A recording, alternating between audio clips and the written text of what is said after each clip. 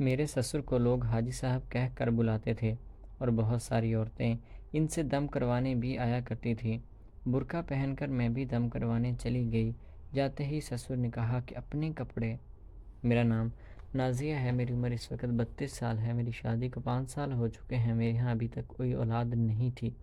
شوہر میرا زیادہ تر اپنی جاب کے سلسلے میں دوسرے شہر ہی رہتا تھا اور مہینے میں صرف 4-5 دن کے لیے ہی گھر آیا کرتا تھا۔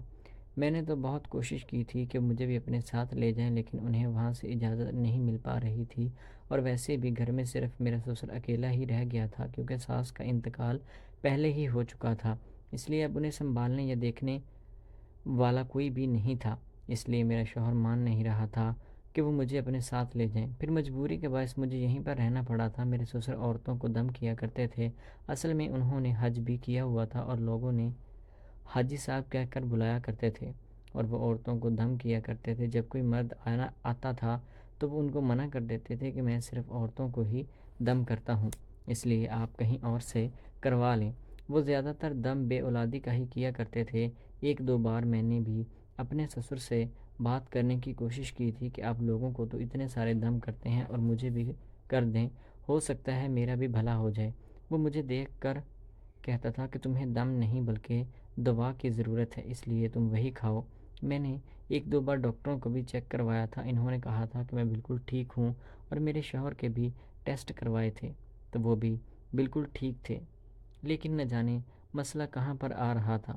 تو میں نے سوچا کہ شاید دم کروانے سے معاملہ ٹھیک ہو جائے گا، اس لیے میں نے اپنے سسر سے عرض کی تھی کہ مجھے بھی دم کر دیں، ہو سکتا ہے کہ میرا بھلا ہو جائے، لیکن وہ منع کر رہا تھا اور مجھے غصے سے انکار بھی کر دیا۔ اب میرے ذہن میں ایک ہی چیز بار بار آ رہی تھی کہ اگر میں ہی گھر میں ہی سب کچھ ہے تو میں باہر کیوں جاؤں۔ خیر میں نے یہی فیصلہ کیا تھا کہ میں ان سے دم ضرور کروا کر رہوں گی۔ سسر نے گھر کے ساتھ ایک کمرہ بنوایا ہوا تھا جس میں وہ رہا کرتے تھے اور وہیں پر دم بھی کرتے تھے۔ عورتیں آتی تھیں اور ان کا انتظار کرتی تھیں، وہ نہا دھو کر تیار ہو جاتے تھے اور اس کمرے میں بیٹھ جایا کرتے تھے۔ ایک ایک کر کے عورتیں اندر جاتی تھیں، جو تو زیادہ عمر کی ہوتی تھی انہیں بہت جلدی باہر بھیج دیتا تھا، اور جو کم عمر کی یعنی جوان لڑکیاں ہوتی تھیں تو ان کو زیادہ ٹائم لگاتا تھا۔ اب نہ جانے اندر کیا کرتا تھا۔ میں نے 1-2 بار عورتوں سے پوچھنے کی بھی کوشش کی تھی، لیکن کسی نے بھی میرے ساتھ سیدھے منہ بات نہیں کی۔ اب نہ جانے وہاں پر کیا کام ہوتا تھا۔ یہ میرا سسر منع کر دیتا تھا کہ کسی کوئی چیز بتانی نہیں ہے۔ خیر میں بھی دم کروانے کے چکر میں ہی تھی، لیکن مجھے کوئی راستہ نہیں مل رہا تھا۔ پھر مجھے ایک ترکیب سوجھی کہ یہاں سے میں چلی جاتی ہوں اور کچھ دنوں بعد آ کر میں دوبارہ دم کروا لوں گی اور پھر واپس چلی جاؤں گی۔ میں اپنی ماں کے گھر چلی گئی تھی اور وہاں سے بھیس بدل کر میں آ چکی تھی اور لائن میں لگی اپنی باری کا انتظار کر رہی تھی۔ آدھے گھنٹے بعد میری جب باری آئی تو میں اندر چلی گئی تھی۔ سسر میرا مجھ سے پوچھنے لگا کہ تمہاری شادی کب ہوئی ہے اور کب سے تم بے اولاد ہو۔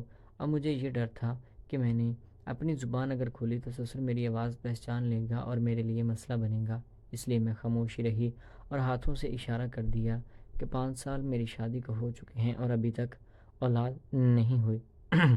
تو وہ سمجھ چکا تھا اور مجھے اشاروں میں ہی سمجھانے لگا کہ دم تو میں تمہیں کر دیتا ہوں، لیکن تمہیں بار بار آنا ہوگا، کیونکہ میں اتنی خوبصورت تھی اور میری آنکھیں بھی بہت کمال تھیں۔ اب برقعے میں سے صرف میری آنکھیں ہی اسے نظر آ رہی تھی، یا زیادہ سے زیادہ اس نے میرے ہاتھ دیکھے ہوں گے، اور پھر مجھے دم کر دیا تھا اور اگلے ہفتے کا وقت دے دیا تھا۔ ہفتہ انتظار کرنے کے بعد دوبارہ میں واپس آئی تو سسر مجھ سے کہنے لگا کہ تمہارا دم اس بار تھوڑا اور طریقے سے کرنا پڑے گا، کیونکہ تب تک مجھے یہ خبر مل چکی تھی کہ یہ عورتوں کے ساتھ ایسی ویسی حرکتیں بھی کرتا ہے۔ جب میں دوبارہ دم کروانے آئی تھی، سسر نے مجھے کہا تھا کہ تم اپنا برقع اتار دو۔ وہ مجھے یہی تھا کہ اگر میں نے اپنا برقع اتار دیا تو اس کو پتہ چل جائے گا کہ میں کون ہوں اور میری زندگی ختم ہو جائے گی، کیونکہ یہ میرے شوہر کو بتا دے گا اور میرا شوہر پھر مجھے گھر سے نکال دے گا، کیونکہ وہ اپنے باپ کی بات بہت زیادہ مانتا ہے۔ اتنا کہنے کے بعد سسر تھوڑا ریلیکس سا ہو گیا تھا اور اپنے کپڑے بھی صحیح کرنے لگا تھا۔ مجھے یہی تھا کہ وہ کچھ ایسا ویسا کرنے کی کوشش ضرور کرے گا، لیکن وہ سارا کچھ مجھے ہی کہہ رہا تھا۔ خیر میں نے اپنا برقع اتار دیا تھا اور نقاب کر کے بیٹھی رہی تھی، اور وہ مجھ سے میرے بارے میں پوچھنے لگا تھا، اور مجھ سے بتایا تو نہیں جا رہا تھا لیکن میں اس سے لکھ کر دینے لگی تھی۔ میں نے اپنی ساری زندگی کے بارے میں اسے بتا دیا کہ فلاں میرا شوہر ہے، میری شادی کو 5 سال ہو چکے ہیں، میری اولاد نہیں ہو رہی، اس لیے میں بہت پریشان رہتی ہوں۔ اگر میرے ہاں اولاد نہیں ہوئی تو میرا شوہر مجھے گھر سے نکال دے گا، کیونکہ یہ بات میرے شوہر نے مجھے پہلے ہی کہہ رکھی ہے۔ خیر میں جھوٹ ہی بولا تھا۔ سسر مجھ سے کہنے لگا کہ اولاد تو تمہارے ہاں ہو سکتی ہے لیکن تمہیں تھوڑا سا سمجھوتا کرنا پڑے گا۔ میں نے پوچھا کہ کیسا سمجھوتا؟ تو وہ کہنے لگا یہی کہ ہو سکتا ہے کہ مسئلہ تمہارے شوہر میں ہو اور تم بالکل ٹھیک ہو، اس لیے تمہیں کسی اور سے بچے کی ضرورت ہے۔ جب اس نے یہ بات کہی تو میں نے پوچھا کہ ایسا کون ہو سکتا ہے؟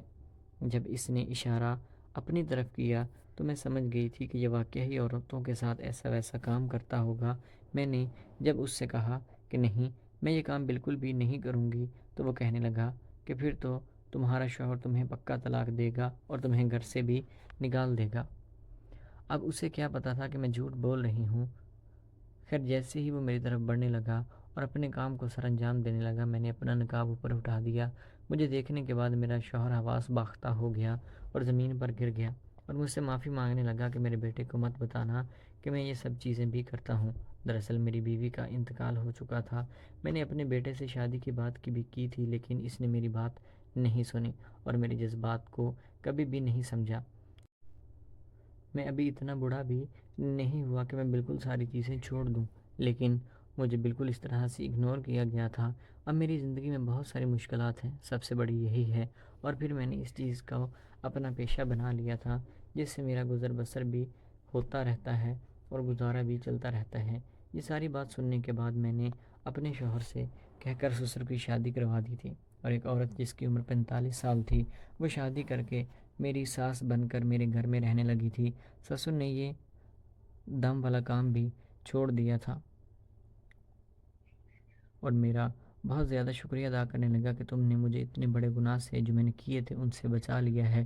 تو دوستو میری آپ سب لوگوں سے گزارش ہے کہ اگر کوئی غلط کام کر رہا ہو تو اسے موقع دینا چاہیے، نہ کہ سب کے سامنے اس کا راز فاش کر دیا جائے۔ اور اگر میں بھی ایسے ہی کرتی تو آج میرا گھر بھی برباد ہوتا اور میرا سسر بھی نہ جانے کہاں دھکے کھا رہا ہوتا۔ سمجھداری سے لیا گیا فیصلہ پورے خاندان کے لیے ایک اچھی چیز ثابت ہوا ہے، اور میری بھی اب اللہ تعالیٰ نے سن لی ہے۔ میں حاملہ ہوں اور ماں بننے والی ہوں۔ تو دوستو میری آپ سب لوگوں سے گزارش ہے کہ دوسروں کی رازوں پر پردہ رکھیں۔ اللہ تعالیٰ آپ کو کبھی دوسروں کے سامنے شرمندہ نہیں ہونے دے گا۔ اللہ تعالیٰ سب کی بہن بیٹیوں کی عزتیں محفوظ رکھے اور سب کو اپنے حفظ و ایمان میں رکھے۔